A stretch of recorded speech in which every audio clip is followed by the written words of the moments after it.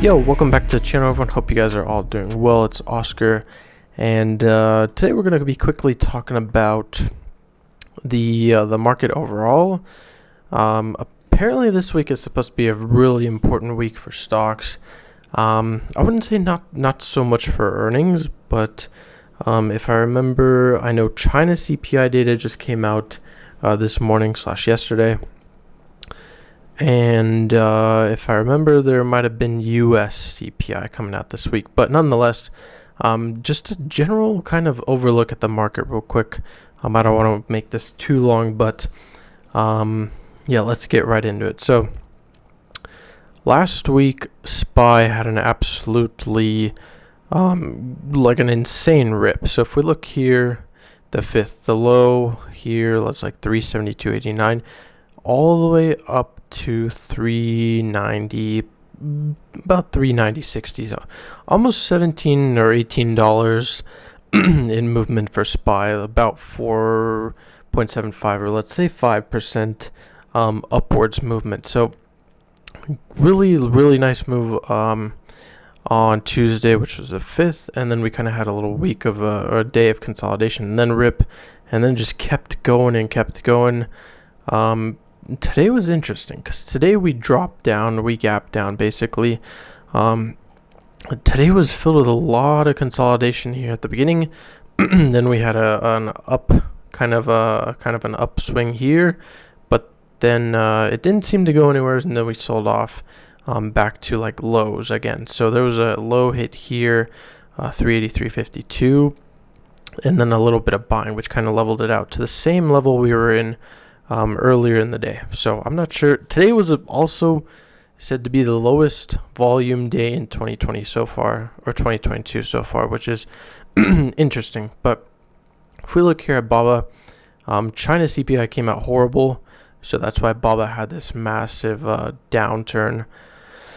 Friday it was up here at 125, came all the way down to 109.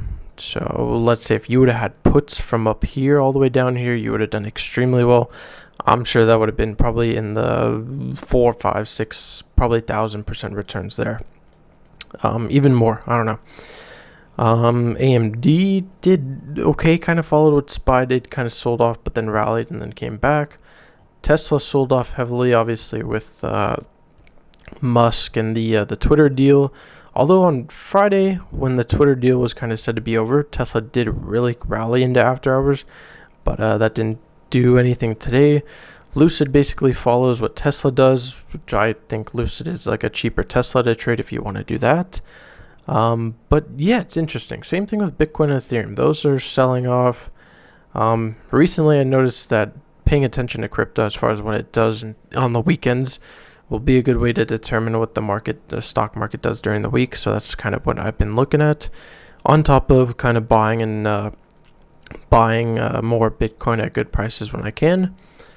But yeah, it's interesting. I do think we have more downside coming to SPY though. It could be this week. I'm not sure if we'll revisit this 372 area. I don't even know if it's possible. But we would need some mega negative news. But like I said, anything's possible. Last week I did also not see this kind of double bottom here, which would have been a great entry for calls, obviously. Let's say if calls into the end of the week, like a weekly call. If you would have kind of noticed this and then noticed this, jumped into calls here and just rode it all the way up, you would have done extremely well.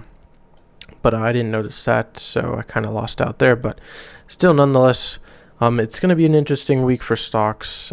So far, the first day of the week wasn't too exciting because obviously it was the lowest volume traded day of 2022. But things might be turning up in towards the end of the week, and even into next week. I think things are going to start to really get interesting. So hope you guys enjoyed this one real quick. If you did, please drop a like, comment down below what you think. If you're new here, please consider subscribing, and I will catch you guys in the next one. Peace.